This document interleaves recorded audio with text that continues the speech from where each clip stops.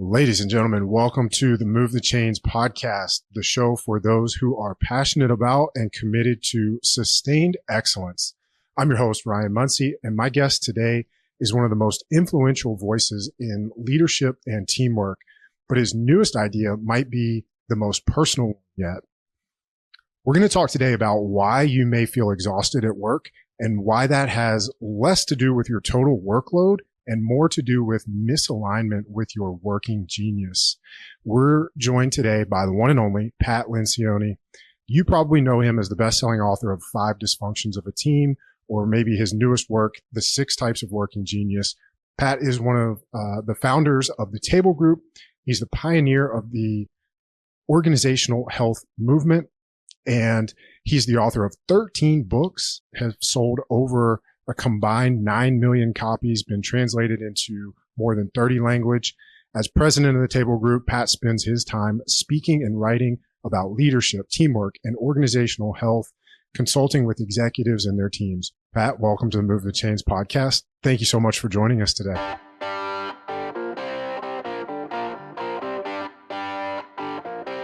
It's great to be here, Ryan. This is going to be fun. I can't wait to dive in. So I'd love to just start with maybe an easy one for you. Why parables? You know, when I was a little kid, there was a TV show called The Waltons. And the main character on that was a writer. And I remember I was like 7 or 8 years old. And I was like, ooh, I like what he does. And so from a very early age, I said, I want to be a writer. But I never thought much about it. I just was always writing. Then I got to college and I took a screenwriting class just for fun. And I was like, oh, I like this. But then I got a job in business, and we didn't come from the kind of family that would be like, go be a screenwriter. I needed to get a job. And I was doing some work in management consulting, and I came up with a theory around leadership. And one of the people I was working with said, you need to write a book about this. And I was like, I don't know. And they said, somebody's going to write a book about what you're doing if you don't. And I said, okay, I'm going to write a book. So I sat down to write a business book. And Ryan, I remember thinking, oh man, I've bought so many business books that I never finished, that I just read the first couple chapters. And I thought, what a bummer that people write these books and nobody reads them all. So I decided, how can I get people to read the whole book? So I decided I would take my screenwriting, which is really, I love dialogue and how to write plot and character. And I would take my theory and I'd put it into a story, because that would be more fun for me to write. And I thought it would be more fun for people to read. And we were going to take it to Kinko's and get copies made, but a publisher found out about it by accident and they published it. And people really liked the story. So I do all fiction. I wrote one nonfiction book called The Advantage. But I think people like picking up a book. I get people all the time. They use my books in colleges a lot now, and business school, graduate school. And people are like, oh, we like getting assigned your books because we know it's going to be an interesting read. We're going to remember what we read and we're going to learn better. So that's a long answer to a short question. Deep down inside, I'm a writer and I love to write fiction, and I like to bring the stories alive for people. It's like the Bible. So much of the Bible is in storytelling and parables.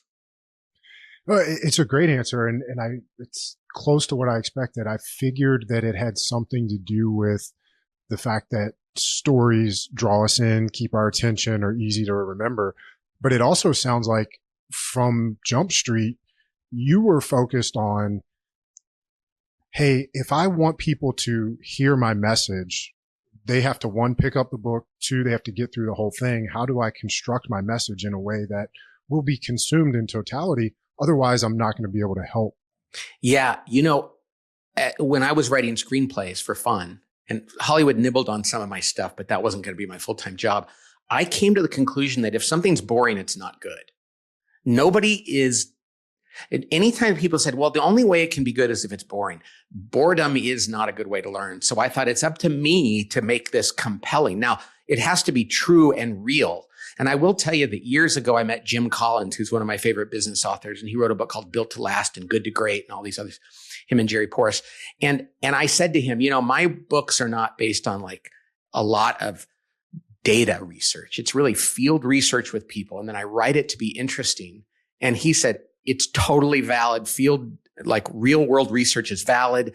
And if people, there's face validity too. And if people are reading it and getting good things out of it and using it, it's completely valid. So I was really glad because I'm just not that guy that goes into a hole and gets a pile of data and sits with my cat, like, I like being out there with people and noticing things and thinking about them and asking questions. So my books go with my style of consulting as well. Well, speaking of field data, I'd love to hear how you got into the work that you do now with the 6 types of working genius. So it was very interesting. All my books, I like to say I write them by accident. In other words, I've never sat down and said, gee, I want to write a book. What should I write a book about? It's usually something happens out there. And that was my first book. I notice things and I think, oh, wow, I think this is actually a theory. And I think this is something that's universal. And that's been true of all the books I've written.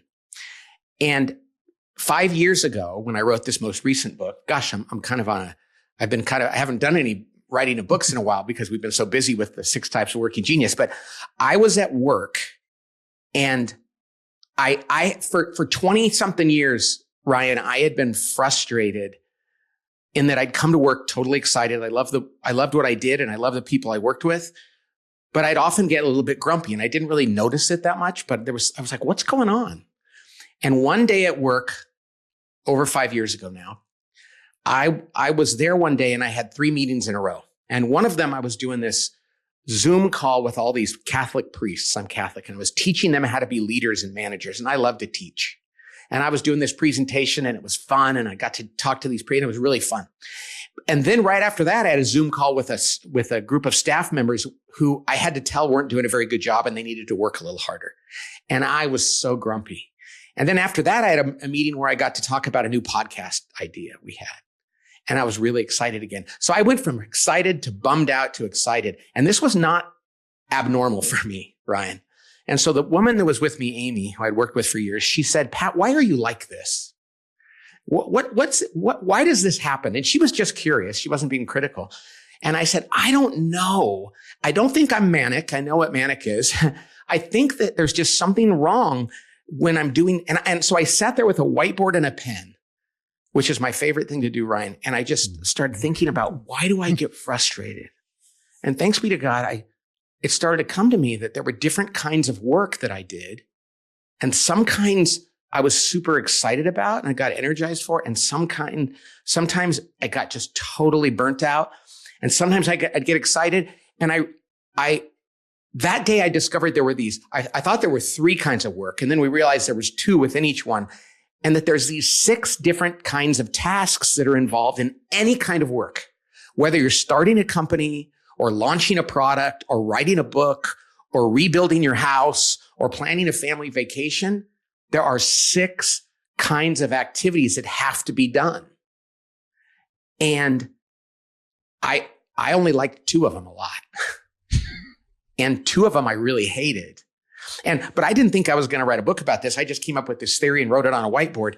And one of our consultants saw it and we explained it to him. And the next day he was with the CEO who was really frustrated and burned out. And the consultant put my theory on the board for him. And the guy got very emotional and said, okay, this is my problem right here. And we were like, okay, so there is something universal about this theory we came up with. So over the next 4 or 5 months, we developed it and put out an assessment. And people were clamoring for it because it was explaining to them why they were good at certain things and why they hated certain things and why they should stop feeling guilty about not being good at certain things and why they should lean into things they're meant to do.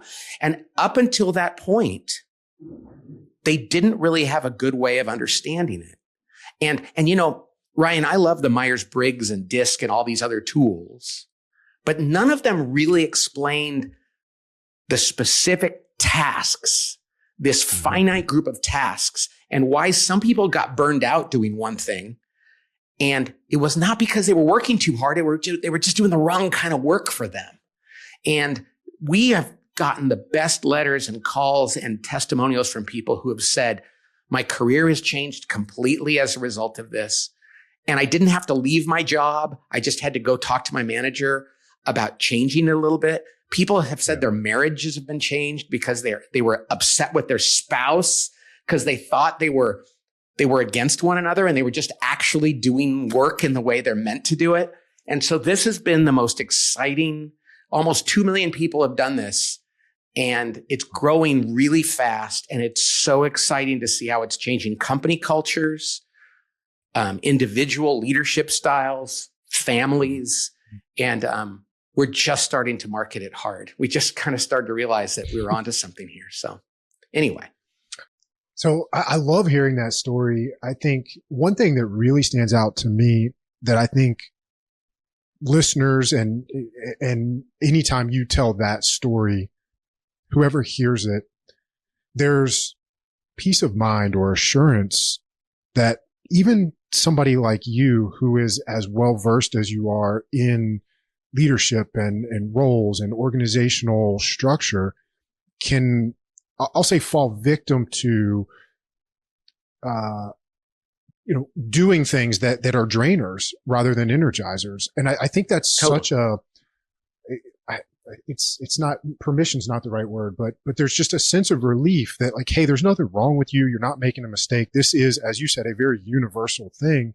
If you don't have awareness of these components, it's easy to, fall into a rut of doing things that, are not your type of genius. As you pointed out, maybe before we hit record, I am very analytical. I'm a scientist by nature. I love the way that you even use the word like, hey, this is a theory. So I'm curious from a creation standpoint on this thing.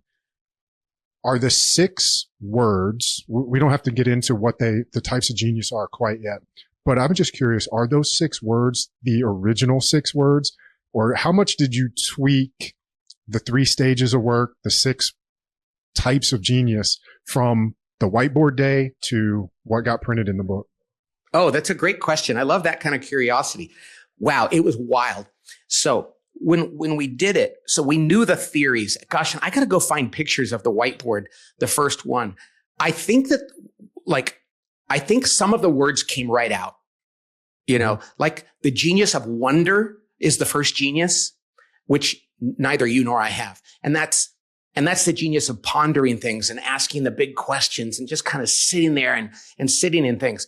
I think that was the only word we could think of from the very beginning. We're like, that is the genius of wonder.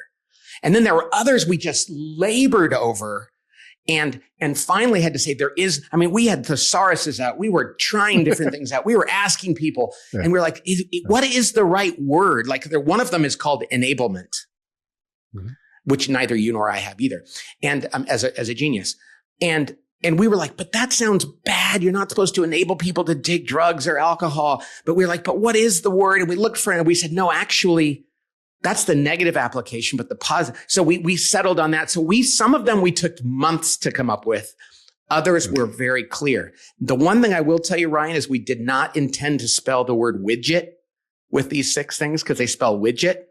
But when I got to the end, I said, I'm going to find a T word because it got to widget. And I said, it's not going to be widger or widgel. If we can find a T word for the last one, and we did, it's the right word. So anyway, it was fun in the early days. And I'll tell you something, Ryan, when we developed this, we had a wall full of people's names that we knew who were testing this with us. And we had the labels up. I mean, it was so fun and anxiety ridden because we were like, how do we settle on the right words? So, and the rigor that we went through and the patience and the just angsting on it, I think it was worth it because I think we settled on things that really work. Well, I think you have to go through that level of scrutiny in the beginning to create something that holds up. Right. I mean, you've said over 2 million people have gone through this. And if it proves universal at that scale, then you've certainly created something from ground zero that was an accurate thing. And as I took the assessment, I was wondering the same thing about the questions, but we don't have to, for the sake of time, I won't ask you how those were developed, but I will just tell you this. We would write all the questions on a whiteboard and then we go test them. And my son, who had just started working for me, was our data guy. And we would test it. We'd come back and go, okay, these people, we know what they're like. They didn't answer this. This cannot possibly be the best way to answer. So we were very rigorous, and it took a lot of time. Yeah. So yeah, that's so cool. I love that whole process. So let's tell the listeners, the 3 stages of work and then the 6 types of genius.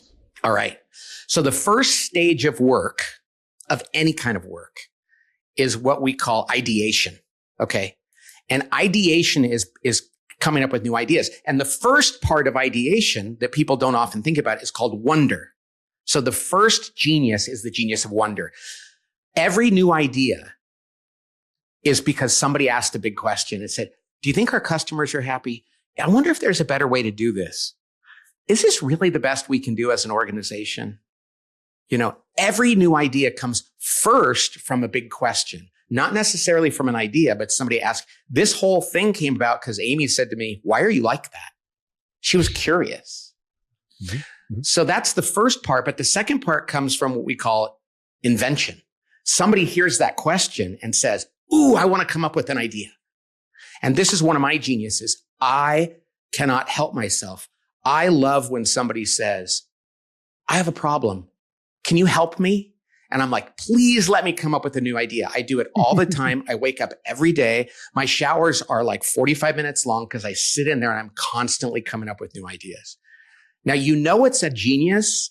It's a God-given genius when you can't help but do it. So I do it even when it's not necessary. And sometimes my wife has to say, hey, I really don't need your invention right now. And I'm like, sorry, it's just what I do naturally. And I have to regulate that. But so the first 2 geniuses are wonder and invention. And those are what's called ideation.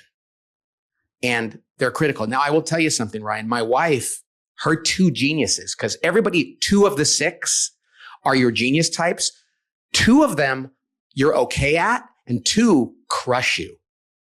I like to say it like this.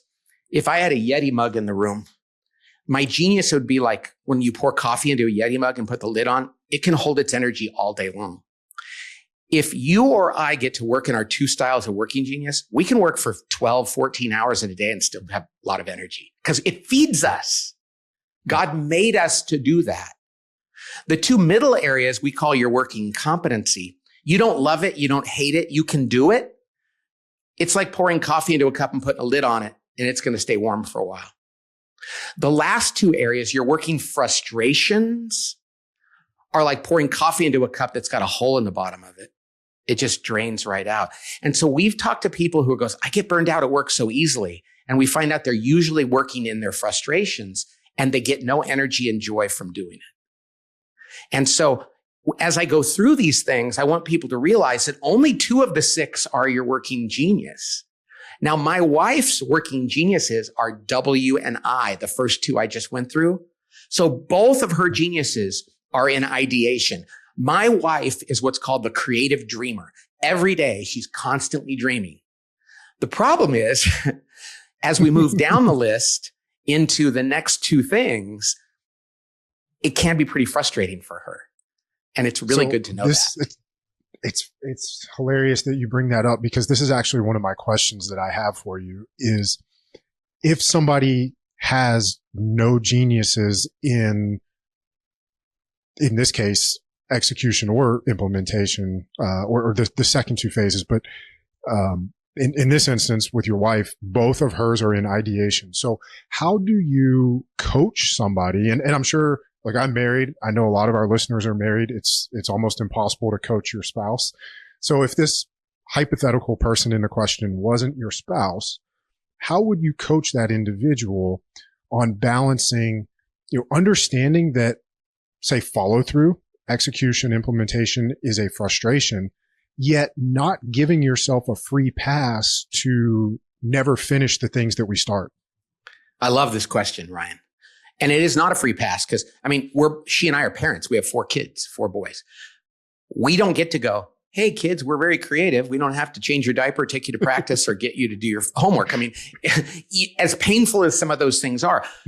But here's what we do. And we have a podcast called the Working Genius Podcast, and we just addressed this the other day.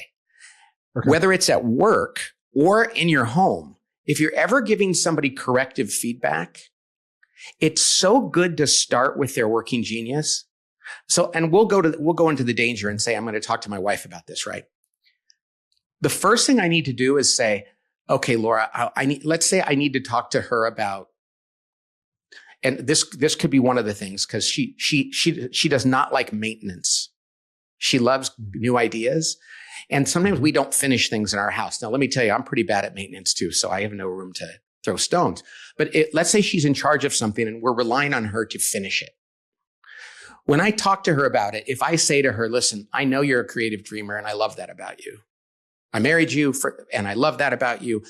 I am not here to tell you that you're less than or that there's something wrong with you. You are exactly the person God made you to be. That's a beautiful thing.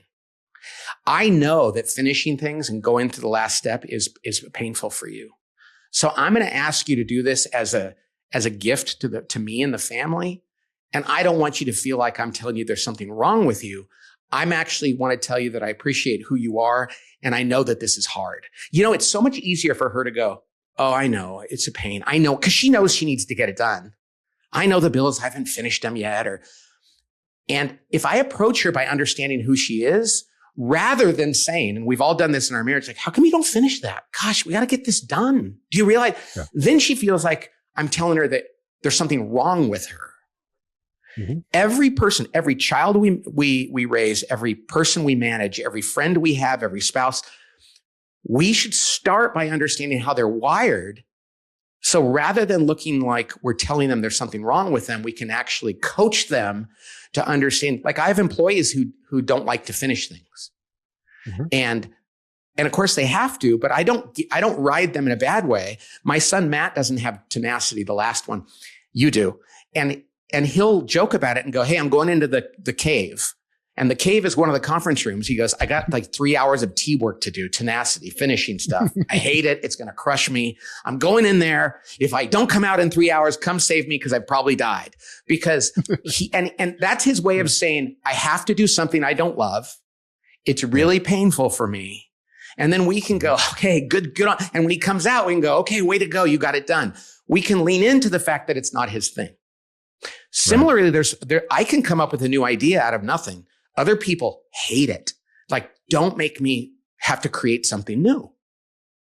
And the coaching we can give people is, first of all, don't feel guilty that you're not good at it. Not everybody's good at everything. Nobody's good at everything. Secondly, find people that have it as a genius and ask them to help you.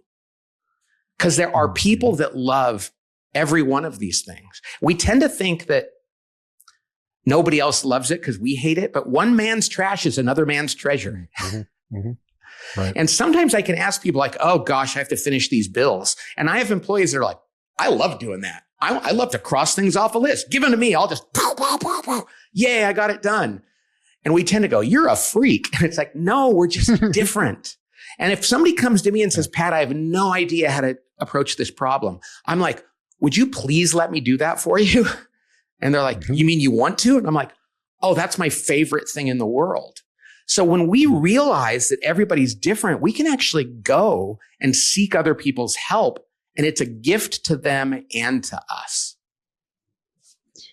As you're talking through that, I think the inverse is also very important to understand, that one man's treasure is another's trash, right? So yes. Like I have a genius in tenacity.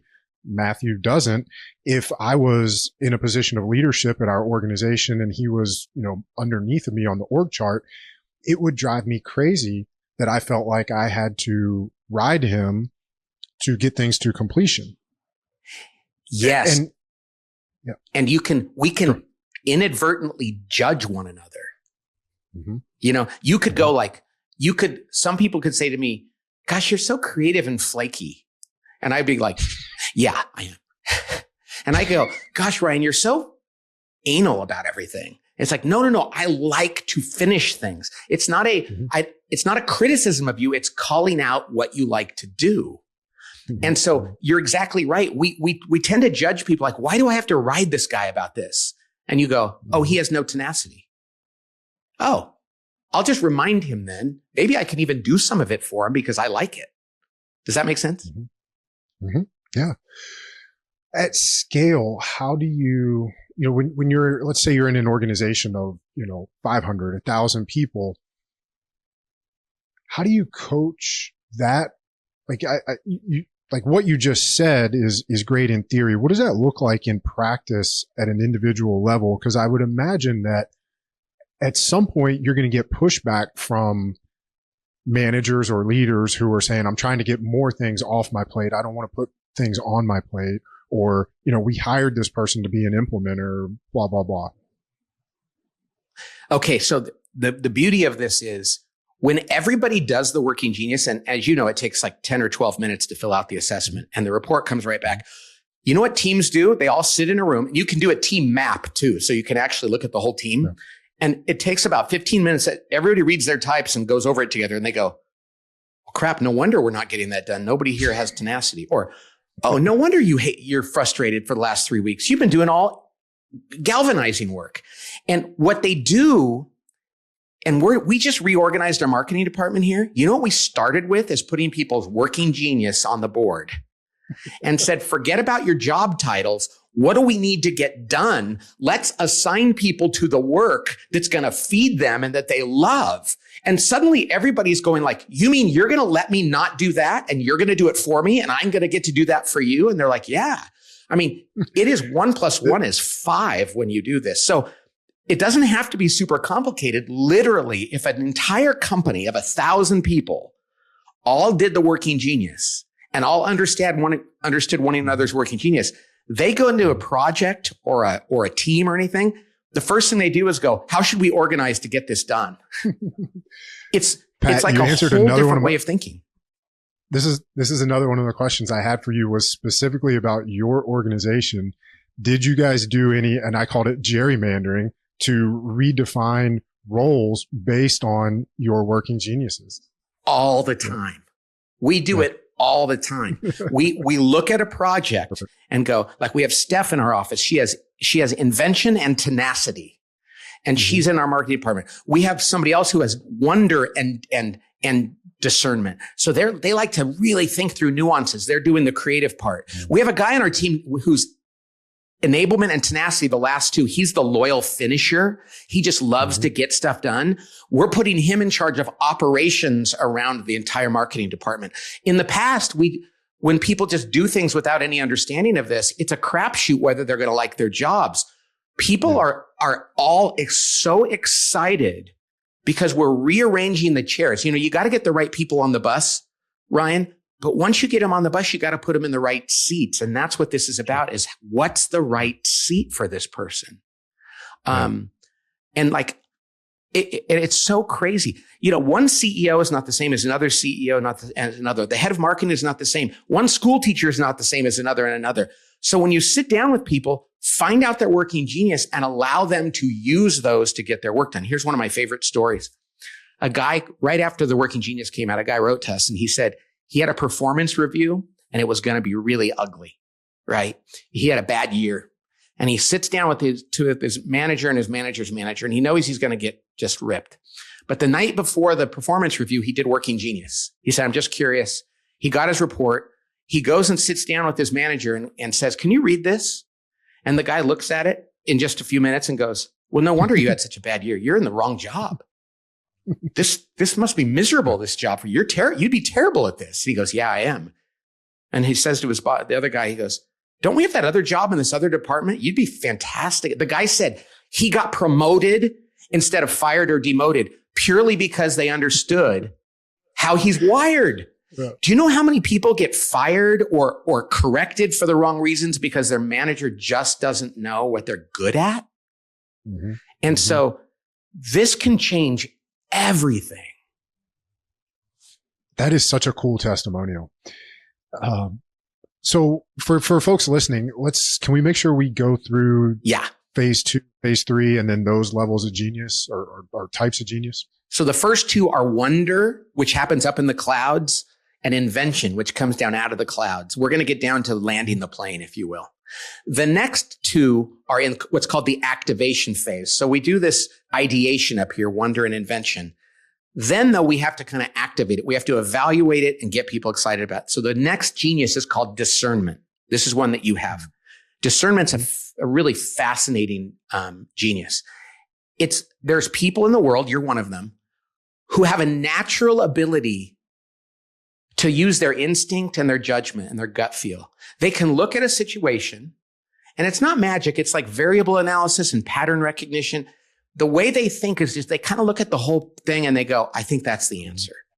Or you can bring them an idea and go, what do you think of this? And they have really good gut and they'll go, that's going to be a really good idea. Or, ooh, no, I don't think that's going to work. And you say, how do you know? And they go, I don't know. I think I've seen this movie before, or there's some pattern here.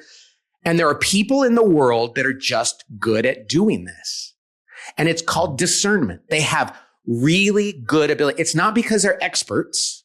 And as a coach, you're really good at this because you can coach people in sports. You can coach people in physical fitness. You can coach people in leadership. And you can apply your discernment, Ryan, across a whole bunch of different things. There's a woman in my office named Tracy. She's a co-founder of the company. She has discernment. She does everything. She can do anything in the company. We ask her for advice. She's the editor of my books. She doesn't have a background in that. She can read a chapter and just go, this is really good, or no, this doesn't work at all, or that character doesn't make any sense. She's in charge of finances at our firm. I'm like, Tracy, should we spend $20,000 on this? And she'll go, no, that would be a dumb idea. Or, yeah, that'd be, and I know if Tracy thinks it's a good idea, I feel really good about it. My wife and I will be like, should we refinance our house? And she'll say, ask Tracy. And Tracy just has really good judgment. And you know what she said, Ryan? She said when she was a kid, her friends would ask her that. They go, ask Tracy what to do. Tracy just knows. And there are people in the world who have this God-given ability to use their gut to arrive at decisions that are usually darn good. And that's one of your geniuses. So that's discernment. Mm-hmm. The next genius in this middle phase is called galvanizing. This is people that have the genius. They get joy and energy out of rallying the troops, getting up in front of people and pushing people and selling and inspiring and interrupting and saying, come on, everybody, let's do it. And there's plenty of coaches that just love to do that. I'm not one of them. I'm okay at it, but I don't like to do it over and over and over again. There's people that wake up every day and go, hey, show me a group of people that needs to be galvanized. I'll do it. I love it. They get fed by that. And every organization, every project, every family needs galvanizing. But it's not everybody's genius. And I was the CEO of my company. That's how I came up with this thing. And I didn't like to galvanize people. And every day, Ryan, I would come to work ready to use my geniuses. And people would be like, well, you got to galvanize us. And I would have to push people. I'd get grumpy. I'd get frustrated. I just hated the idea that I had to constantly remind people. There's other people that are like, I'll do it. I don't have any problem with that at all. Yeah. Is galvanizing for you, is it a frustration or is it a competency? It's a competency. But that's a great question, Ryan. So it's not one of my worst, right? But when you're made to do it all the time and it prevents you from doing the things you love, you can even eventually get burned out on that. And so this is my question. This is another one. Before we hit record, I said I wanted to dig into this with you because you made the observation, of what I do, right? And so as a podcaster, a writer, a coach, public speaker, keynote speaker. I always joke and say I'm the least motivational speaker because, and you're laughing because galvanizing is one of my frustrations. Yeah. I literally wrote a book called "Fuck Your Feelings." Do what you're supposed. The subtitle should be "Do what you're supposed to do when you're supposed to do it, regardless of how you feel." So for me, well, here's my question to you, Pat. And it'll be similar to what you said earlier, but I'm curious for somebody who, and even for you as a CEO or for other CEOs who are listening, where galvanizing may be even a competency, but certainly if it's a frustration, how do you, how do I want to word this?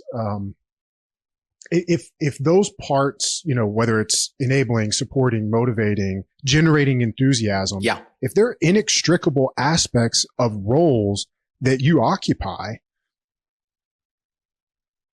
like how do we do it without, or maybe I shouldn't say without draining our energy, but while preserving as much of our energy as possible.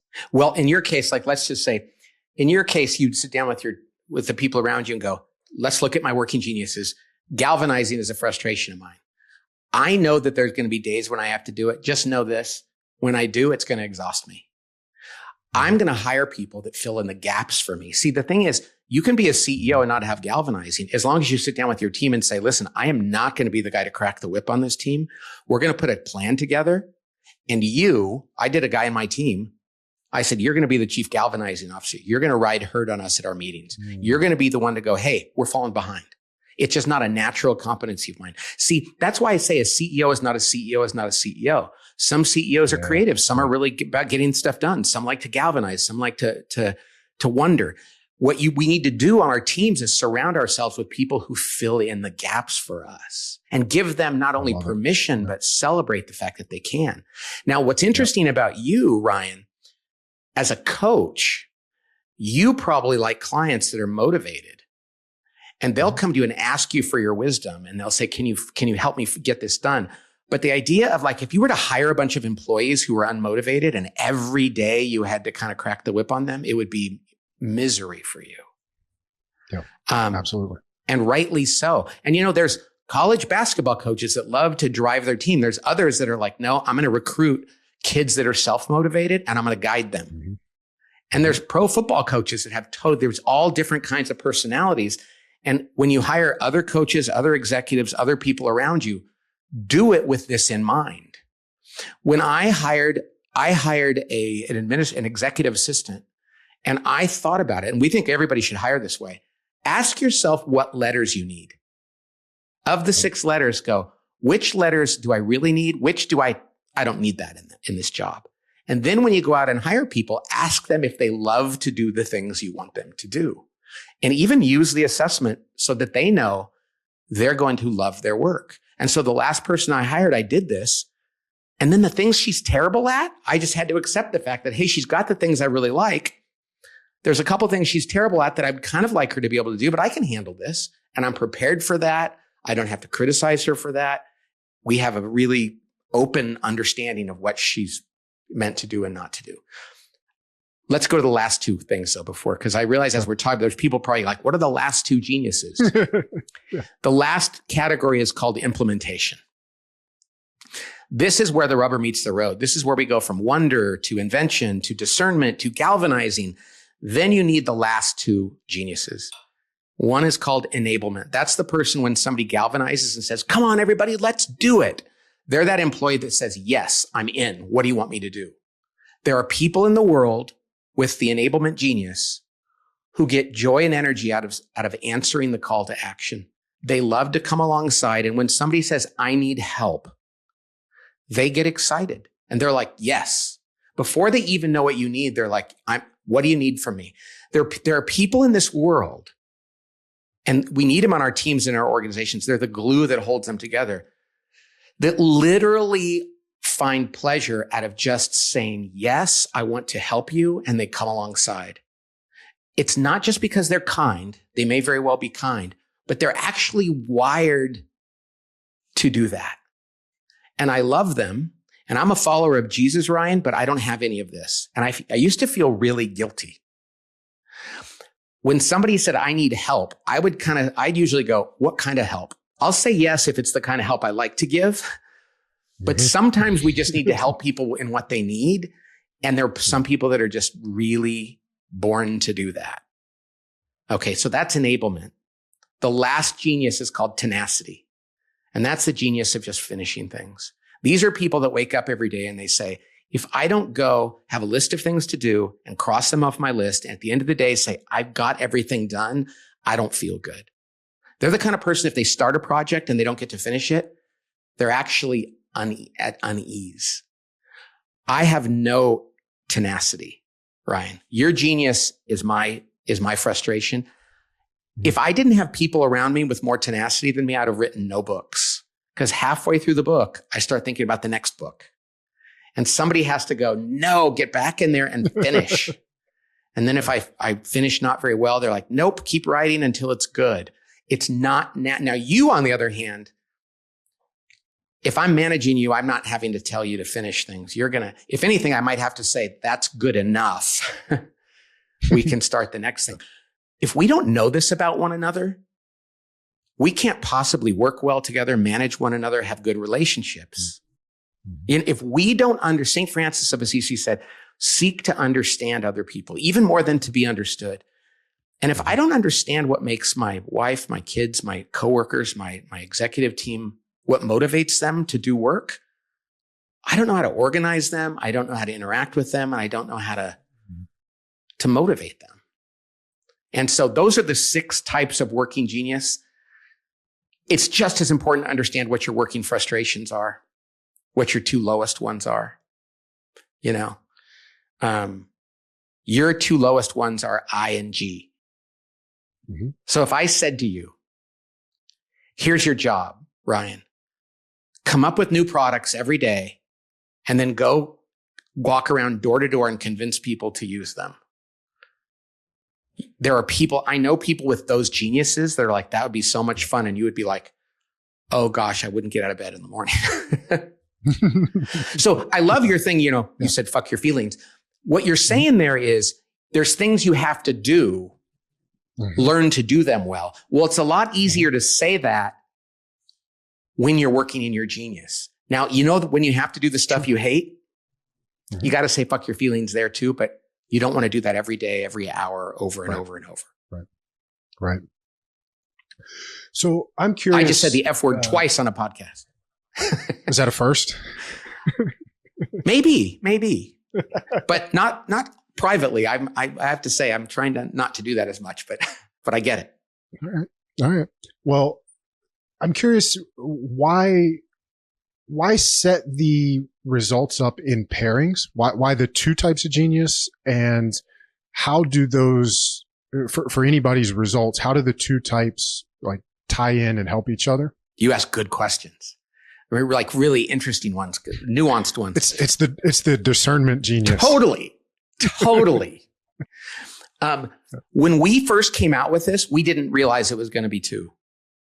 We realized though, even more than understanding the individual ones, the pairings matter. Because like you're a DT, right? That's called the judicious accomplisher.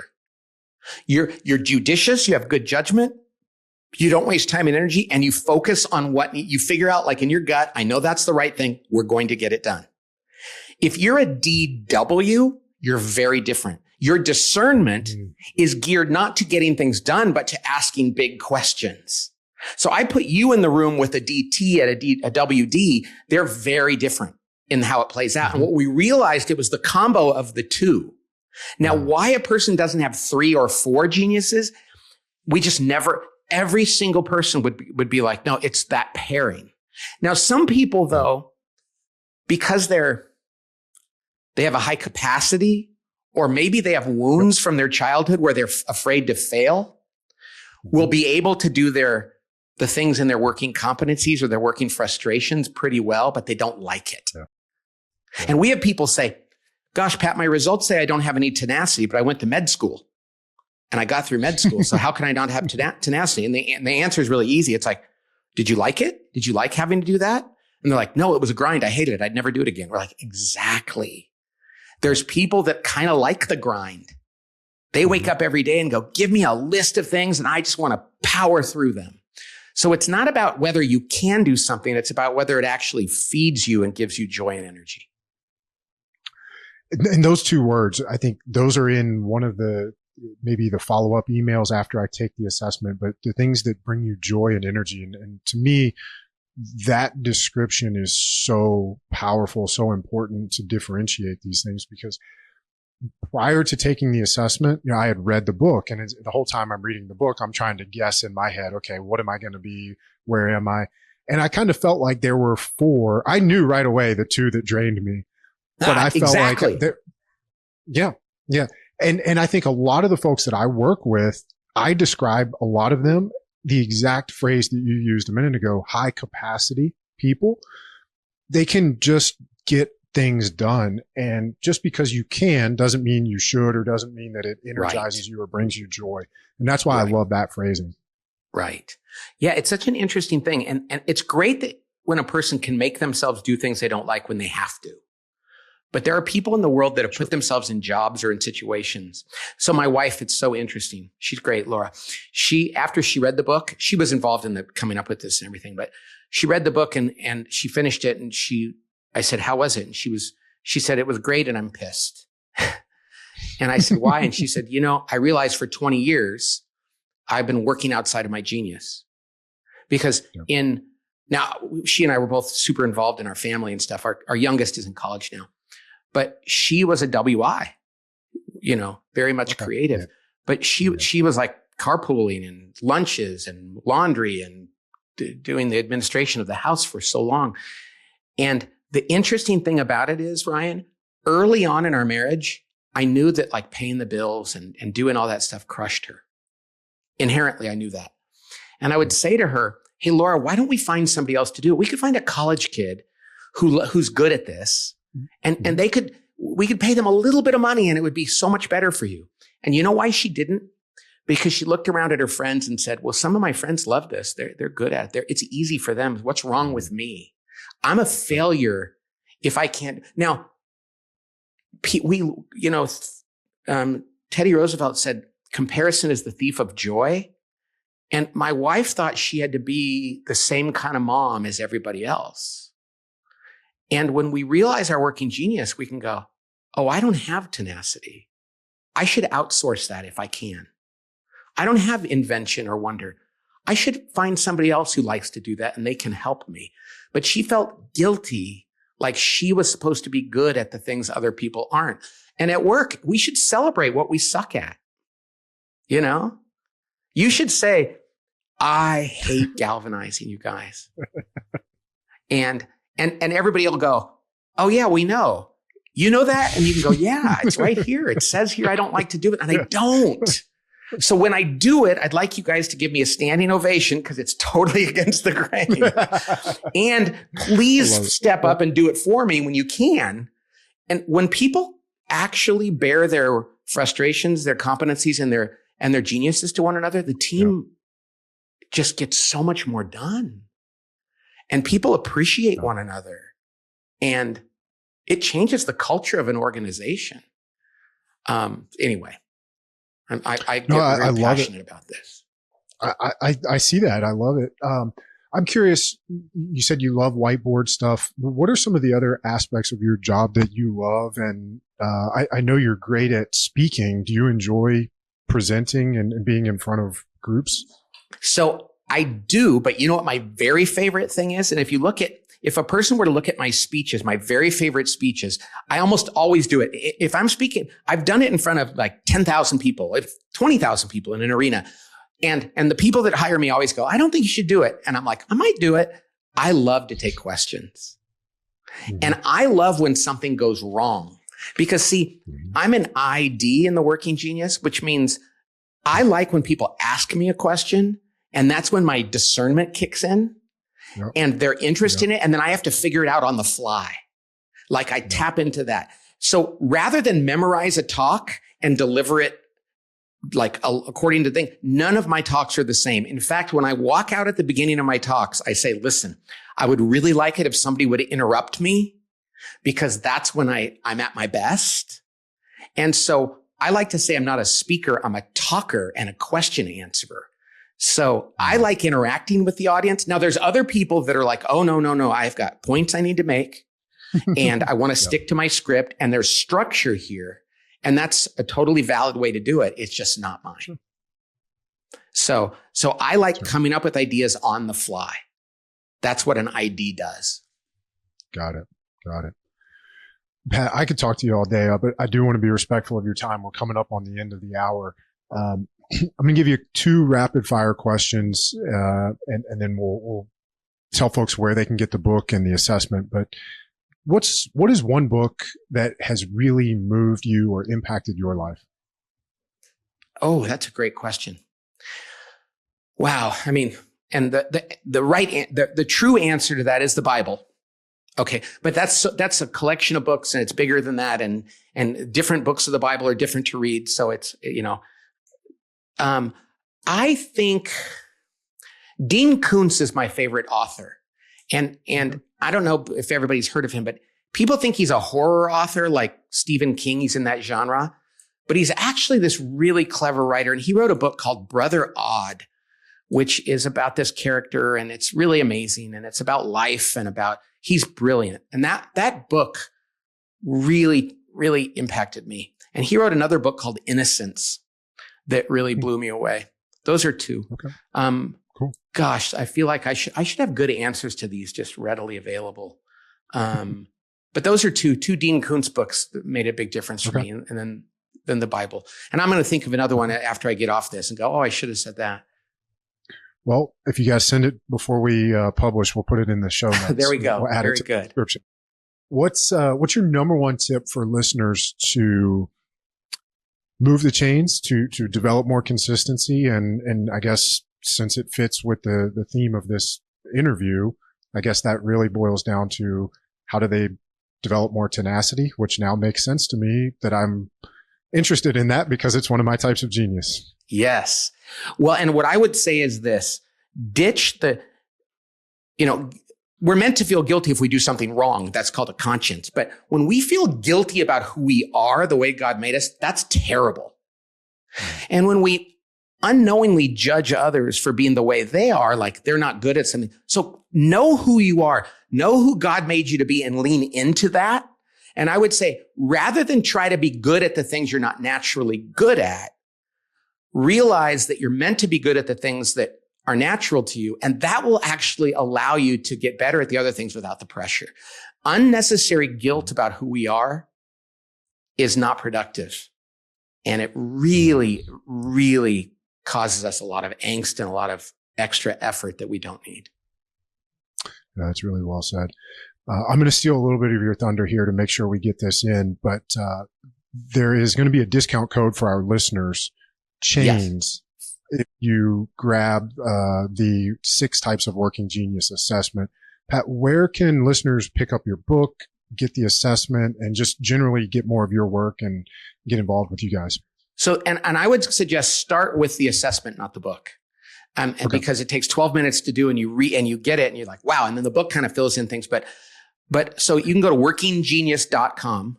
There's 2 G's in the middle, workinggenius.com. And when you're checking out, put in chains, the word chains, and you get 20% off. Now, you should know this. And my friend Dave Ramsey, he said, Pat, you should have charged more for this because it's really good. But we want everyone to be able to take it. So we priced it at $25 for 20%. For $20, you're going to learn who you are, what you're good at, what you're not good at. The rest of the report has really good stuff in it. You're going to go home and have an amazing conversation with your spouse and your family and your team. So go do that if you can. It really can make a difference. We've had a number of people say that it saved their marriage. It saved their team at work because they understood each other. So that's what you can do. You can get the book anywhere books are sold. So you can go to Amazon, you can go to your local bookstore, you can go to barnesandnoble.com, you can go to Books A Million. I haven't been there, but I moved to Tennessee. There's a big store here called Books A Million. So go wherever we books have are one sold. Here. Yep. Okay. It is easily a solid $20 investment. I would highly recommend it. I found it very valuable, and I'm going to be recommending it to a lot of the organizations that I work with, and even some of my friends. Pat, thank you so much for being here. To remind people, it's fiction. It's a story about a character and his struggles, and it's hopefully going to keep you turning the pages. It is a page turner. For everybody listening, thank you for being here. We appreciate you being a part of the Move the Change podcast. Make sure if you've loved this episode, share it with somebody you know who will benefit from and enjoy this conversation. Make sure you subscribe to the show. And Pat, thank you so much for being here. Ryan, it's been a pleasure. You're a great interviewer. Thank you, sir.